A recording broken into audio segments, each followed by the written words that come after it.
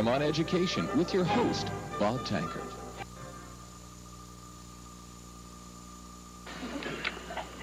Welcome to Forum on Education. I'm your host, Bob Tankard, and my co-hosts this afternoon are Quentin Bannister and Elaine Weintraub. You're talking about a very important subject this month, and it talks about racism, homophobia-ism, and we're talking about disabled individuals, and that affects all of us in our lives. Okay, Quentin, I'd like to ask you a question. Tell me a little bit, and the audience, a little bit about what this class is about. Okay. Well, it's good to have you here. Oh, thank you. I appreciate you spending the time and coming on up. What you see out here is a lot of young people, young folks, okay? Juniors, seniors who are getting ready to go out and deal with what we might say the real world. Right. And that's over on the other side in Woods Hole. There's a lot waiting for them. Sure it is. And this course basically tries to look at what is out there in terms of race relations. Right.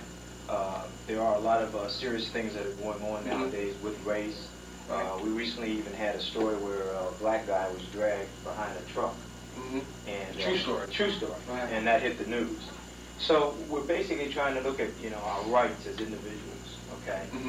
Maybe looking at people as people instead of looking at this situation about color. So, I mean, I have to say that, we have to be aware that, color is out there. Right. And there are a lot of people who walk in different places and you're distinguished right away because of what you look like. Right. But I think that by educating ourselves and learning more about each other and culture and where you're from and where I'm from and where Mrs. Weintraub's from and where all these students are from, then we can better educate others. Well, one thing, as I scan the audience, many of them I know. I said, I've had some of them, I remember when some of them were babies and some of them in the sports programs and whatnot. But the issues that we're going to talk about today are very important issues. These are issues that affect everybody, black, white, Hispanic, Asian Americans, it affects all of us. There's a curiosity that I always had. It says, why is February, Elaine, why is February considered Black History Month? You want the cynical answer to that? Well, give me both answers. Well, the cynical answer is it's the shortest month of the year. And so that's why it was given to Black History. It's only 28 days, and we have 1 week off for vacation, so this is for 3 weeks. Okay. The other answer is that there was a man called Mr. Woodson who pushed for Black History to be included because it had never been included. And it was originally, I believe, Black History Month or Colored History Week. And then it's been expanded to a month. People have different takes on it. Some people say, well, we don't need it anymore because we incorporate it every week in our lives, in our classes. We talk about the black experience. I don't believe that myself. I think we do need to celebrate constantly, not only African American experience, everyone's experience. Well, that goes back to what Quentin was just saying, that the actual experience, the cultures that we live in, if we are to get to know each other and appreciate each other, then we're going to really have to get to know each other's culture, each other's background, and share that with each other, because that's the only way making a difference is going to be. I want to tell you a little story. I had an opportunity, and I got 2 stories about this. Tell you the first one. I had an opportunity to meet a guy that I truly admire, and that's Lenny Zakum. Lenny Zakum is a Jewish individual that has formed the Anti-Defamation League. And the Anti-Defamation League was really formed to stop anti-Semitism in this country, okay? But Lenny, like Martin Luther King, realized after a short period of time that there was a bigger picture. There wasn't just anti-Semitism, but it was racism and sexism and homophobia and all those. And Martin Luther King did the same thing. When Martin's movement came, it was about black equality, black opportunity. And therefore, later on in his ministry or his cause, he realized that it wasn't just African Americans that were being deprived, but there were white Americans and Asian Americans and Hispanic Americans. So he began to say, no, it's about all of us. Lenny did the same thing. Lenny had taken, Elaine Weintraub received an award last summer from the Anti-Defamation League, and it was partly through her class. And they had gone down to the Holocaust Museum down in Washington, D.C. And after everybody had gone to the museum, they came out in awe, like really depressed from the things that they saw.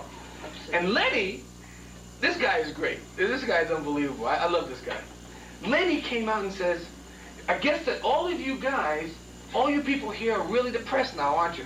And they said, yeah, you know, I can't believe what happened. He said, but the Holocaust isn't about that, pointing to the museum. He said the Holocaust is about what happened in Texas 2 weeks ago when the individual was pulled behind a chain, chained to a car and pulled and beheaded and disarmed and everything else. He said the Holocaust is about the gentleman that was tied to the fence in Oklahoma and beaten to death. He said that's what the Holocaust was about. He says that we haven't changed. The Holocaust took place from 1938 to 1945, and now in 1998 it's still happening. We're still hating. And people went, and he was right. The truth is that it's right. Although we haven't learned from the past Holocaust, we haven't learned from slavery, we haven't learned from the Native Americans being put in bondage. We haven't learned from putting our Asian brothers and sisters in internment camps. We haven't learned from that. Because you know why? We're still doing the same thing today. All right? I got another story to tell you, but I'm going to wait on that. I'm going to turn it over to ask you a question. And I really know that you guys got some good answers. My question to you is, when's the last time you experienced a racial situation in your life? Whatever happened? Somebody said a joke, somebody said something to you, you witnessed something. When was the last time? Go ahead, over here. Jared. Go ahead, Jared. Yesterday, I was talking with my friends. They said something racial to me. Like it was about, they were trying to make fun of someone and they thought I'd laugh. And it made me mad more than it made me laughing. It was about someone like, oh, look at you, he's real poor or something. It really kind of hurt me to see him say something good. Right. Well, what does that continue? When you hear that, you know, well, look at that Jew, he's really poor, what does that really continue? Is that continuing with the Holocaust theory? Is that continuing with the Holocaust? Okay? My brother over here? I think continue with basically part of my ignorance.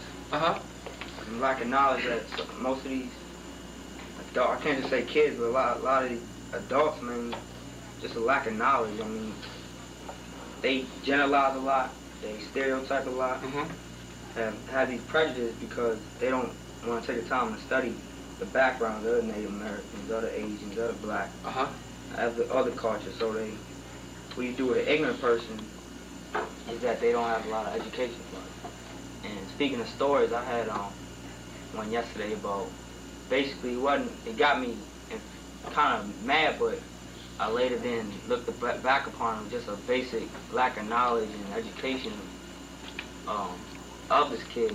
The story went where I was in chemistry class, and just sitting there doing my work, and one kid asked me, one student asked me if, came out the blue, I don't know really, and she was conversating with a friend, and I just heard the word come up, which is the N-word. And so being an African American, I just looked over at her, because I don't know what they were talking about, but I just felt like if you're gonna have that conversation, now's not the time.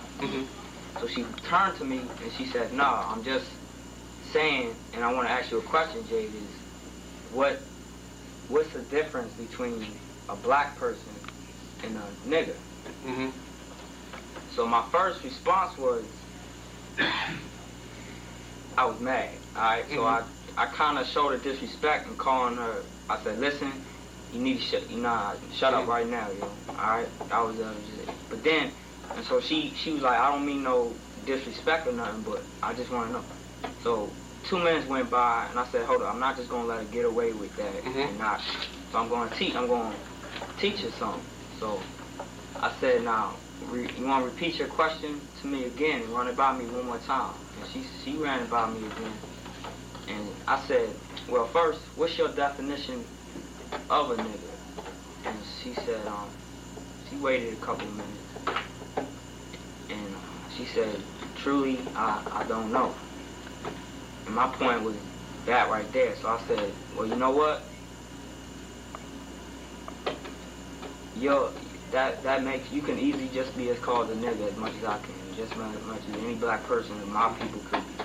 Because that's the perfect definition. The lack of knowledge of a person, you don't need to put a color on it, you don't mean whatever. It's just a person that does not have knowledge of something. And what you just said to me, you could just be in the same predicament of being called a nigga. And she understood that. And I think that was a better way to handle it. It is. Because, you know, oftentimes, what are the first things we do? We get mad. We get mad, and then we want to knock somebody out, we want to call them a name, and then all of a sudden, all you've done is really heighten the issue more. Jade, you made some very profound statements when you're talking about education. Educate, educate, educate. Why do we have to be educated? Does anybody, why do we have to be educated towards this? To make the world work. Go ahead. To make everything work. Right. You have to have education for everything. Keep building up, you know, to have a good future and all that. If you don't got education, you got nothing. Right. You know, one thing, an amazing thing is that we talk about relationships. Now, Teddy's father and I are like brothers. We've been close for 38 years or so, real close. In fact, tonight we're going to the opening game of the Celtics. Right. We're going to sit there and get our back seats. So we're going to really be into something. But you know, when I first met his father over 38 years ago, he didn't know me and I didn't know him. The educational factor that Jade has been talking about has been our relationship. We liked each other. We had things in common, which was we played sports, families, attitudes. You know, did I know that he was white and I was black? Yeah, I could see. I wasn't blind. I could see that. But what was it? We went a step beyond that. We went a step beyond that. And over 38 years, our relationship began to build. To wherein he knows that I'm an African American, and he appreciates that and respects that. I know that he's a white American, and I appreciate that and respect that. I'm Teddy's godfather. That's how much we thought of each other. Now, I can remember a time that would never happen in our society. You know, no matter how close you was, no, well, I'm not going there. I'm not going to let you get that close.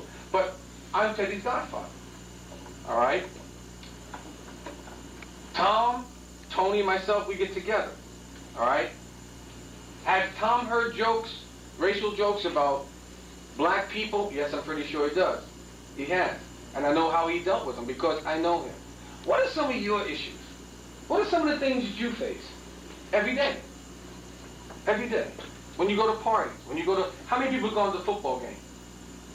Or been on a football field and had something said to them? On the football field? Yeah. Maybe playing against another team. Well, when we played, I think last year we played Weston. Right. And there was some Oriental kids on the team. And when we arrived, there was a lot of younger folk that were making fun of the Oriental kids and laughing at their skills on the field because they didn't think that Oriental people had football skills and couldn't play football without even knowing them, without even seeing them. They prejudged them and decided that the kid was no good because he was Oriental. Isn't that amazing? Isn't that amazing? And how many Asians and Hawaiians are in the NFL today? Quite a few. We find more and more in baseball. You know what I mean? Women. How about you? When's the last time you've been put down? Or you heard one of your female sisters put down? Go ahead. There was a comment. What's your name? Brianna. Brianna. Go ahead, Brianna. There was a comment made, and I guess, I don't know why they said it, but they said that all female athletes are nothing compared to male athletes. And it just came out of nowhere because I was playing football, actually, with a couple of my friends, and they were saying that all girls just, had no skill compared to guys, even in, professional sports. I mean, it just came out of nowhere, and it's just something so stupid to say, you know? Because I can... It hurts you, doesn't it? Yeah. It hits you right to the cut, doesn't it? Yeah. Right through it, doesn't it? Because you put so much energy and time in what you do. And it'd be so much easier to say, hey, good job, man, you're right there. Instead of saying, oh, you're not good. That hurts. Let me ask you something. The average age here is about 16, 17 in this class, I would say. What? Yeah. About 16, 17. From what you've studied in history classes, going back to, let's go back not too far, probably before your time, but let's go back to Martin and Malcolm. Can we go back that far? Okay. Do anybody know the causes of Malcolm and Martin Luther King? Anybody know anything about their causes? Go ahead. Okay. After the MU. Okay. Go ahead. The cause, like what it meant? Yeah. What were they striving for? Well, Malcolm, who I studied, I did a lot of background on him, and respect one of my personnel throughout history I really respect. He was a person where in his early life he got into a lot of trouble. He kind of came out the street, kind of confused, dealt with many incidents of racism, and finally got caught up into the law system and got put in jail. And in jail, like a lot of African Americans and brothers, they find the Nation of Islam, which is an organization where it's a religious organization, ran by the leader who's called Elijah Muhammad. And so what Malcolm found there was he found a lot about him, what himself was, being a black person, what his people were about. So doing that, he became a minister, and he preached a lot. He believed in black people first to make it and strive. They need to come together as one. And that quality which he had, which I strongly believe we as the African American community, we need to first. You see on the news every day how black on black crime is increasing. So at first we gotta gain peace with ourselves before we go into the other categories and trying to help these other things. Because as you see, it's on stat sheets that we continue on killing ourselves. We can't be doing that. Exactly. So Malcolm, he felt that we need to gain, then we can go out and expand. So that fight still struggles today. And Malcolm was against gangs. Yeah, he was against prostitutes. He was against all those things that were negative in the black community. Yeah, and he had a reputation where he was a violent and all, which was one of his famous statements was by any means necessary. And what he meant by that was during this time period, the White and Civil Rights Act, the white man was using constant violence on black African Americans and dogs, police brutality, all that kind of stuff. And so if he said they're going to use that, we got to defend ourselves. And we got to do that by any means necessary. And with Martin and Malcolm were the same together, but Martin had an approach sort of like Gandhi did, where it was we gotta have peace and I think a lot of non-violence act, and which is both acts, both kind of ways are, good, but Martin was a little different because he didn't believe with such. We can't fight fire with fire. And so both of those, they contribute a lot to it. Good. Chris? You elaborate on everything I had to say. Okay. Now let me ask you a question. Now we understand, okay, and Elaine and Quentin, we understand that back in the early 60s, when Martin and Malcolm were on the scene, right? And we knew what racism was then. You could probably ask some of your parents what it was like then. Has racism in this country changed from the early 60s up until the 90s? Have you seen a lot of any changes? Go ahead. Well, I don't think it's really changed. I mean, racism is just ignorance.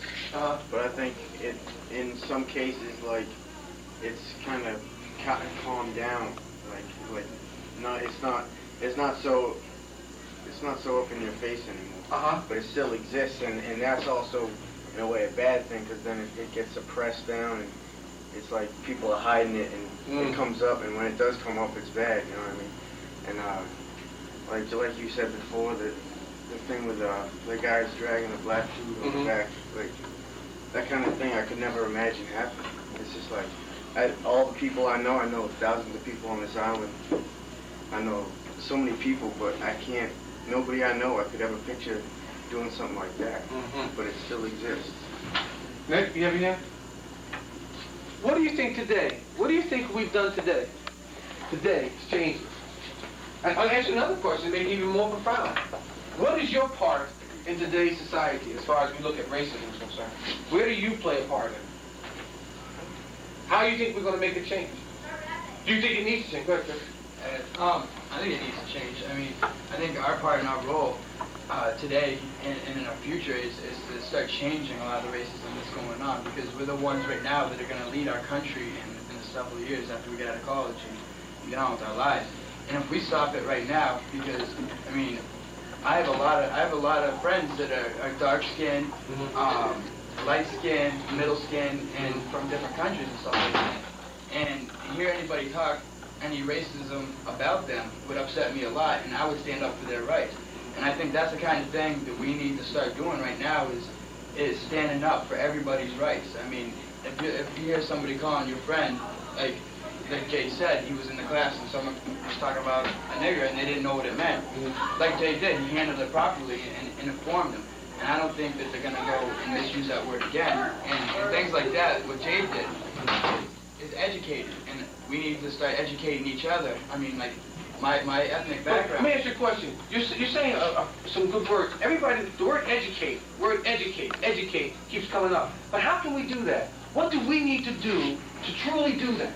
Share each other's stories, share each other's pains and our backgrounds. And my ethnic background, I'm sure everybody in their heritage has pains and stuff like that have happened. Chris, at the last IYC meeting, you stood up and talked about a program that's going to come in April, that the Leslie's group's going to explain a little bit about that and how it would probably help us begin to formulate some type of avenue to bring some of this about. Right. The ICY, the Island Council for Youth, is we're forming a conference, and the basis of it is a multi-ethnic conference where it has to deal with different issues and different subjects that are going on in the world around us, and where kids could talk and broaden each other's minds about different subjects and stuff like that they might have with homosexuality or AIDS or like STDs or racism and how to go about dealing with it and stuff like that. And it's trying to bring our whole society together as one and actually be a community and not separate individuals throughout our whole area, because we all live on this earth, and what we're trying to do is we're all living on this island right now, and everybody's got their own little area. Like they're saying, like Edgartown is considered rich people, and Oakwas, they're considered middle class, kind of slummy, and Green Haven and West Tisbury's crunchy and stuff like that. What we're trying to do in this ICY program is to bring everybody together as one, and everybody is equal no matter where they live and who they are. And the conference is all about the youth trying to educate each other and inform each other on the topics that they have with each other. That's a good start.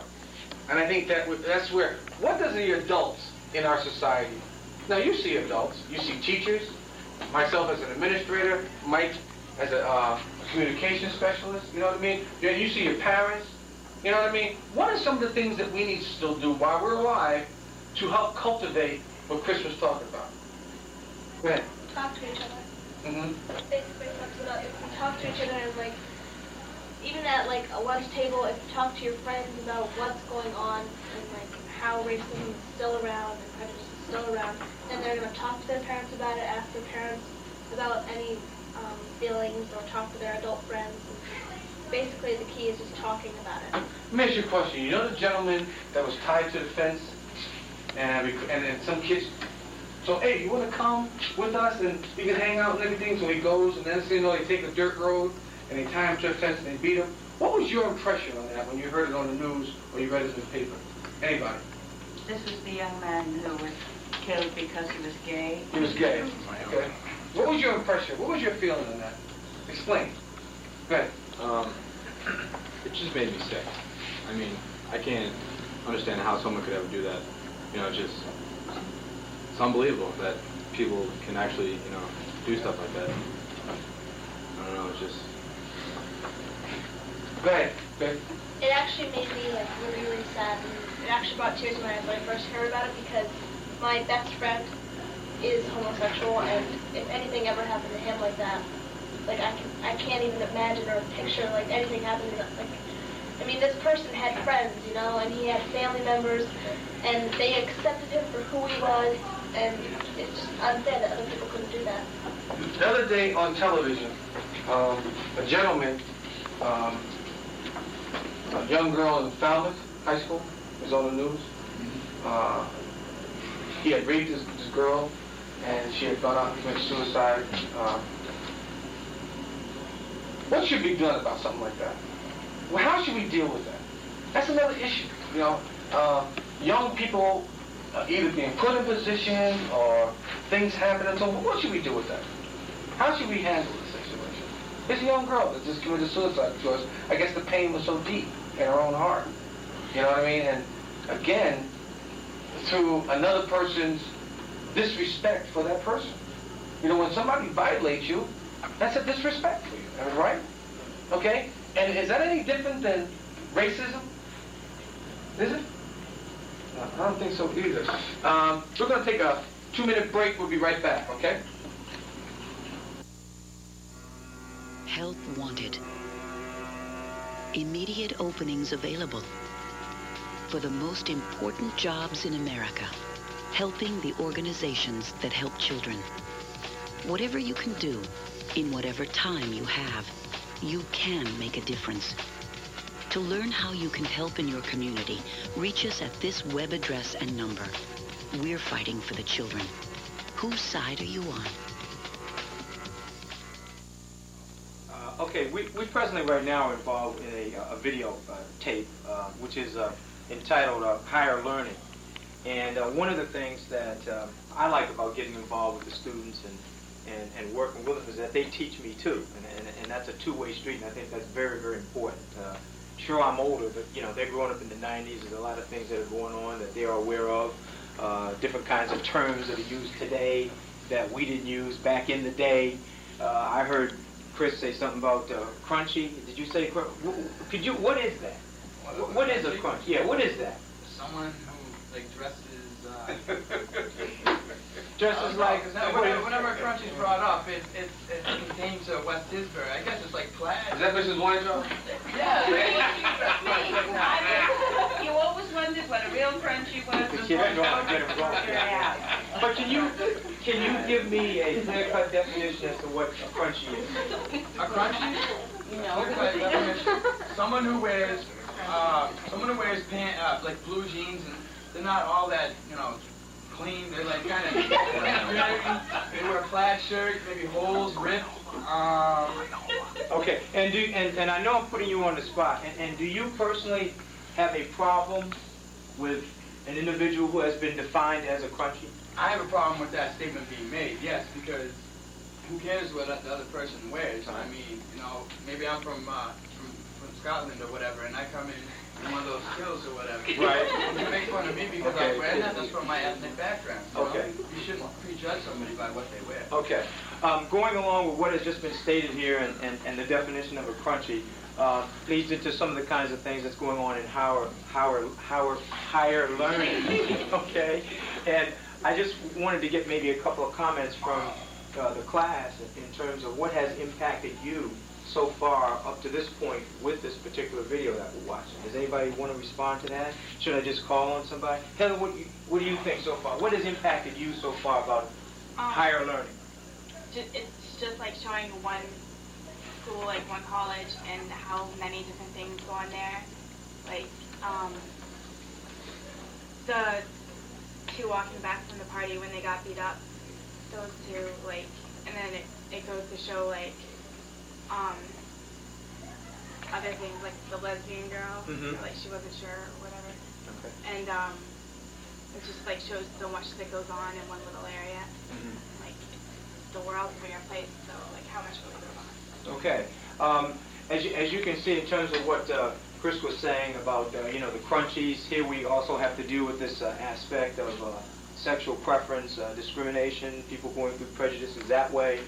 We're lining up a whole host of things. Yes, anything else you want to add? Yeah, well, when Heather was talking about the lesbian girls, it bothered me because yesterday I was in the library with a couple of my friends who I thought, like, I don't know, I just thought they were better than what they were saying. And they were just saying that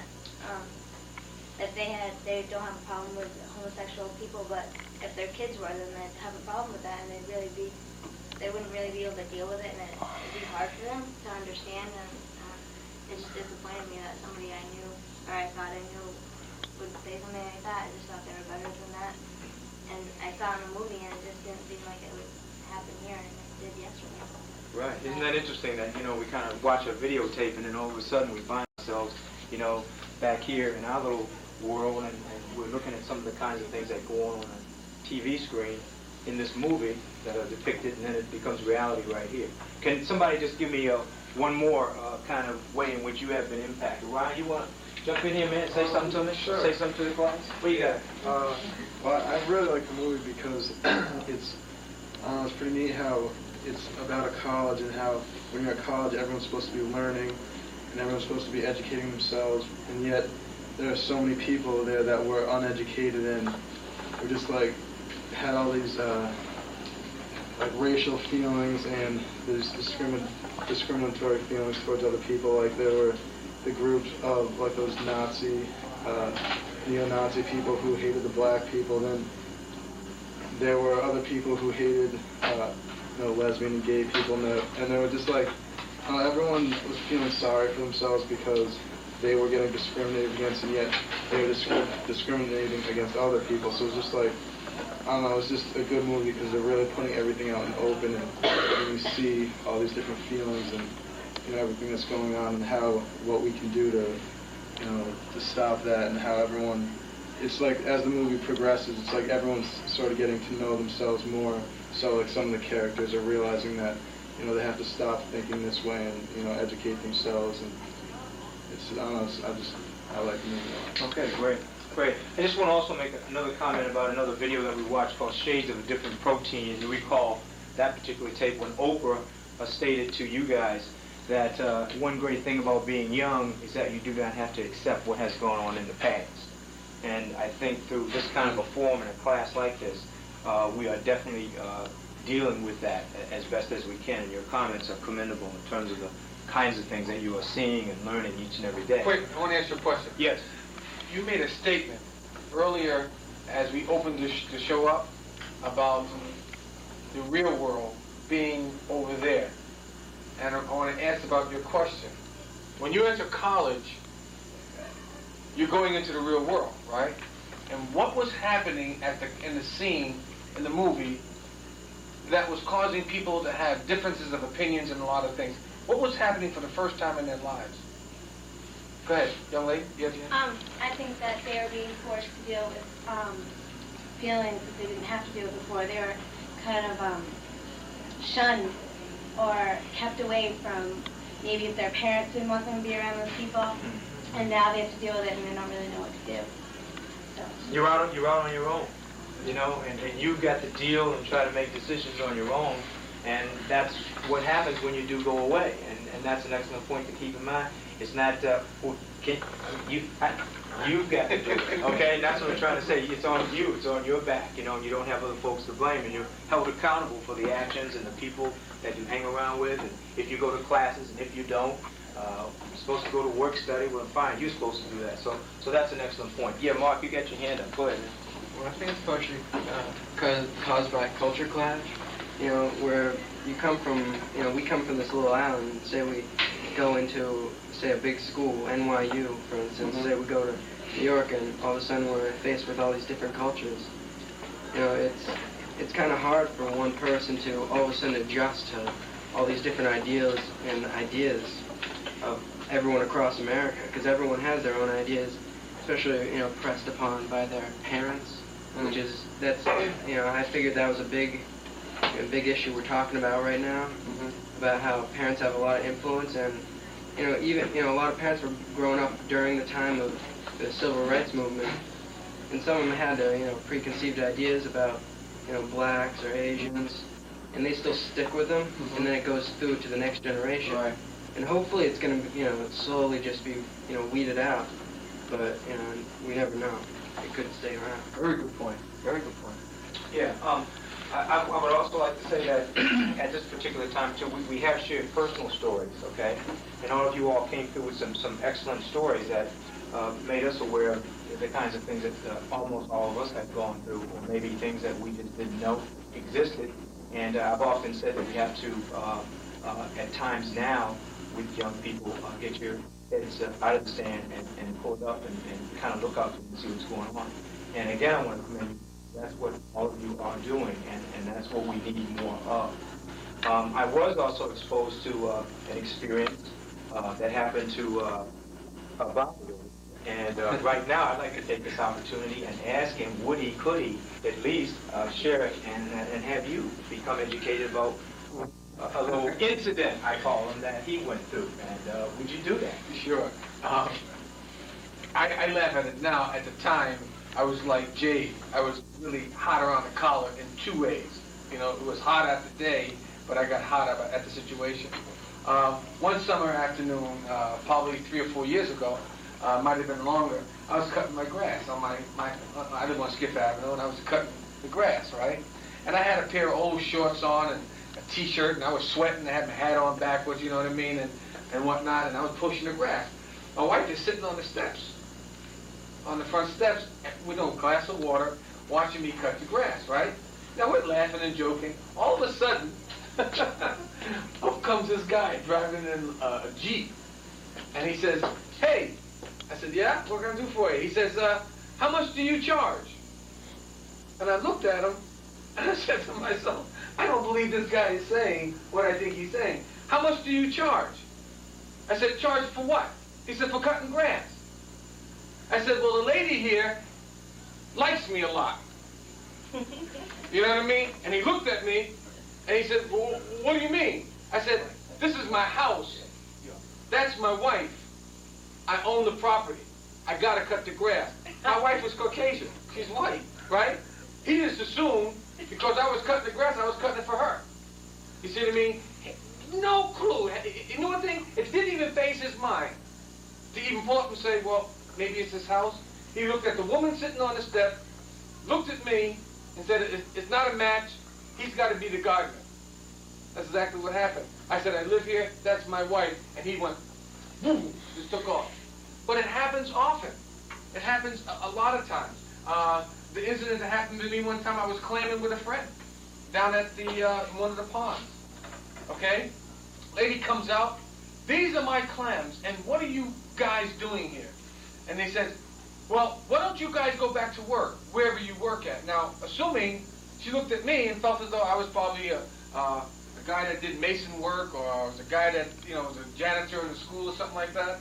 And she says, "Well, what do you do?" I said, "I'm the principal of a school here in Martha's Vineyard."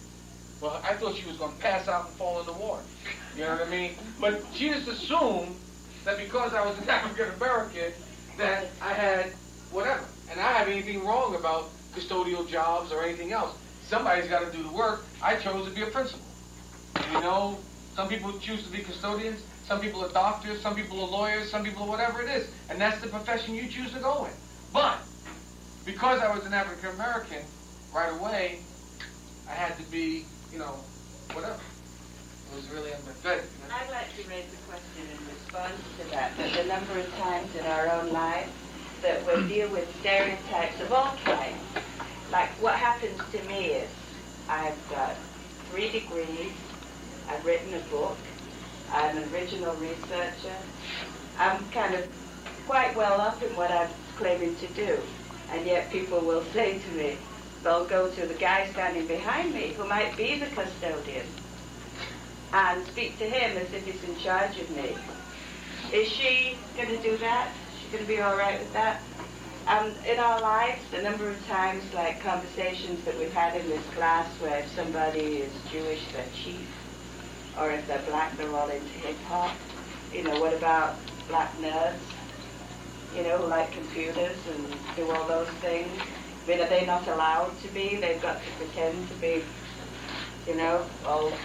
And in our lives, how many times does that happen? To the girls in this class, how many times have you had your head patted in class? It's not literally, figuratively, and a boy's hand has been called on. How many times? Show me with your hand. Never? That happened to me. Only one. You've been lucky. 2, 3. Never?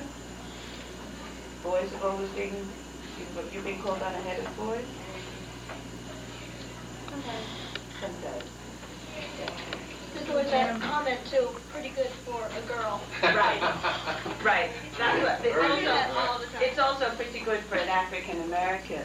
Or another question that I get asked is, why do you do all this black history stuff if your class is white? There must be assumption there. Like we were saying earlier, education. Right, education is sadly needed, but also that white kids don't need to know about black history. Well, the black kids don't need to know our white history. Well then, see, that brings up a whole other question. Who needs to know? Bree? For the play, like, we're doing The Wiz, and that was written for an all-black cast. And there's one African American in that play. But isn't that great? Isn't that It's great? excellent. I mean, and you can tell that we're not, I mean, everybody in that play is white, you know, except for Jarrett Campbell. He did an excellent job.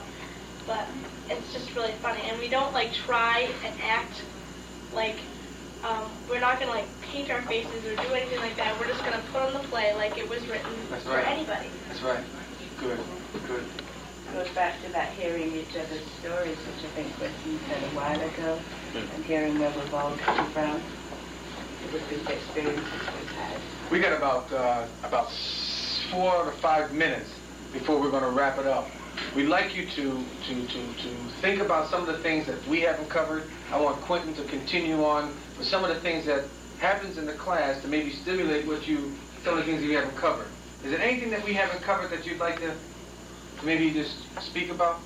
How about the big guy in the front row? You've been a very strong leader in the student government here in the school. How do you perceive what's happening? I don't know. There's just a lot of times there's just so much racism going on that you really don't face or you really don't see. Mm-hmm. And a lot of times it's just lack because too many times people are just too ignorant or too stupid to go out of their own way to learn about maybe a different race, a different religion. And on an island like this, it's like you're away from all that. You know, I mean, you have, you know, a couple Asians, a couple African Americans, but you really don't deal with it in a strong way like you do in New York where I lived before. And you're forced to basically combine and work with a person that's different than you, might be a different color, different, you know, might speak a different language, might have a different holiday than you. So over here, it's like you're away from that. And when you go to college, you're forced because you're on your own. You have to make decisions for yourself. So you're forced to learn those type of things and how to work with different people.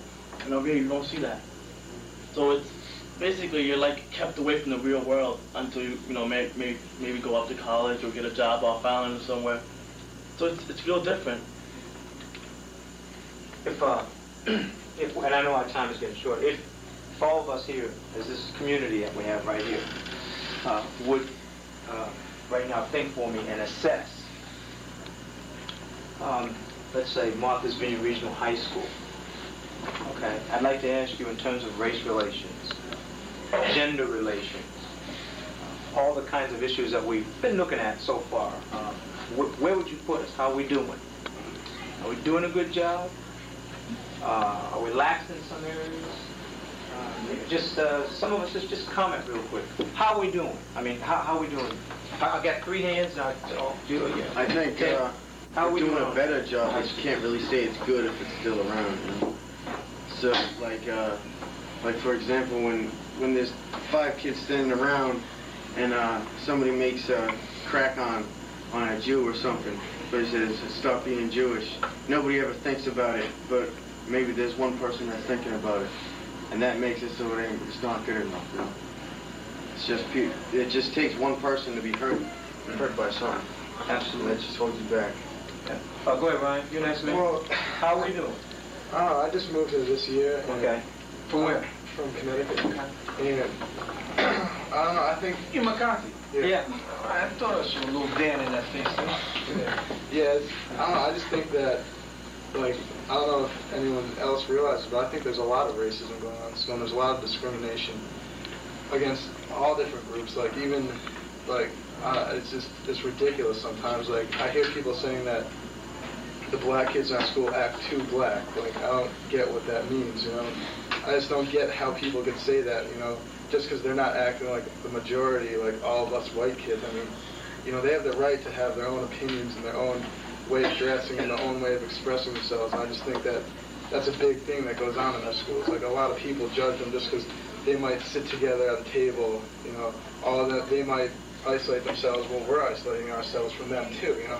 It works both ways, and I think that a lot of kids in the school have, you know, a lot of problems that I think we need to fix that, because, I mean, I've seen, I mean, from where I came from, it wasn't, I mean, it was, of course there was racism there, but it wasn't, I don't know, it's just maybe because I'm in a new school and I'm able to sit back and see, you know, different things, but I think that that's a big problem that, you know, we really have to look at. And everyone, if you ask someone, you know, they'll say, I'm not racist, I'm not, but yet, I mean, just the subtle things like that I hear going on, and I think that's a big problem.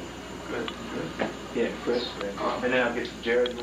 I think that racism is still a big thing in our high school right now. I mean, it might not be outspoken out loud, and a lot of people might not have that feeling to speak out the racism out loud, but it's been said, and it's being said to each other and to other students, from one student to another, under their breath and in private. Like, for example, today I was sitting at a table with Jade, Torian, and some other people, and someone came up and told us a story about what a student said today about black people. Something about a former singer, Lauryn Hill. She's a hip-hop singer, and how she was racist and all this stuff like that against white people, but she apologized for her actions on TV. And then this student went and said, well, I don't understand something about black people, that black people can't afford to buy tapes and can't afford to buy clothes and stuff like that, and you know, that black people are poor and stuff like that. And this kid said like all this stuff, and I saw how Jade and Tori and some other people got irate about this, and you know, they were like, you know, they wanted to go look for the kid, but you know, they sat there and just said, you know, let's just squash it, because that's his ignorance and he's not educated on what we're trying to do nowadays. So. Okay, I got one more. I'm watching the clock here. Jared, you want to say? Yeah, I just want to say one thing. The thing that aggravates me the most when people say they're not racist, like Ryan said, and then they go back and they talk to their friends and they'll say this about this person and that about that person. And the thing that gets me the worst is that they learn it from the parents. Like the parents say stuff and it comes from, because I have a friend that said something the other day, like I said earlier, about a Jewish thing. And I walk in the door, and she's like, how you doing, whatever. And then she said something about the kid, and it was something like Jewish, and she showed me, like, thinking it was funny. And it really made me sad to have to see that. Like, I didn't want to say anything because it was an adult. I didn't want to have to, you know, whatever. But deep down, it hurt me. It made me aggravated. I guess I want to finally conclude and just say we appreciate Mr. Tankard coming up and spending the time with us and discussing these issues that are very, very important. They're out there, they're real, and I want to say that from the looks of things, you guys are trying to do the best you can to eradicate them. I want to thank Mrs. Weintraub, too, as always, okay? Thank the guy behind the camera, Michael. Thank you very much. Can we give one? Can we raise the roof one time? And he can raise the roof, yeah, do that. And also while we're on film and everything, can everybody just give everybody, not just one person, but everybody a big round of applause. You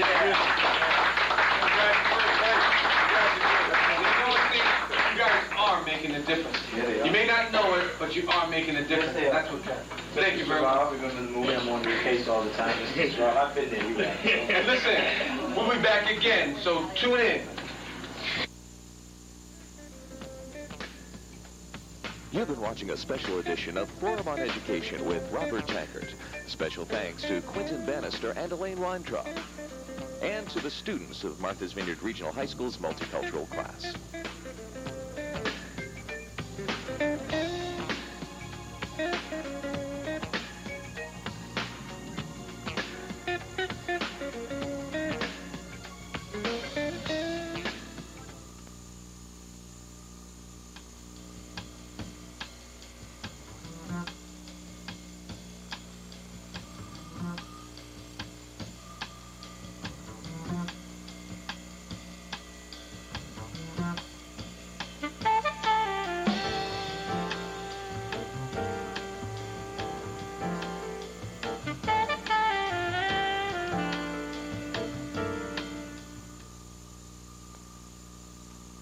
The preceding program has been produced by Adelphia. Any questions pertaining to material within this program should be addressed to the Adelphia studio in your town.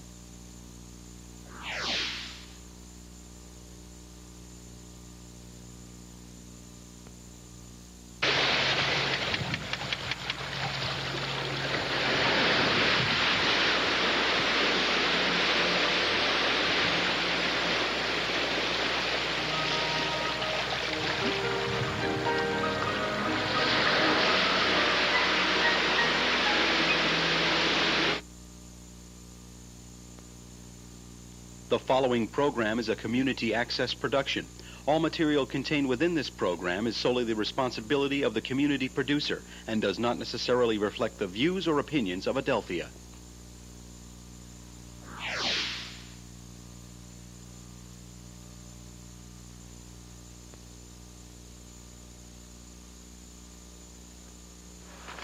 So here we are with Jay's view once again, and my view today is pretty gray, rainy, windy, and full of lightning and thunder.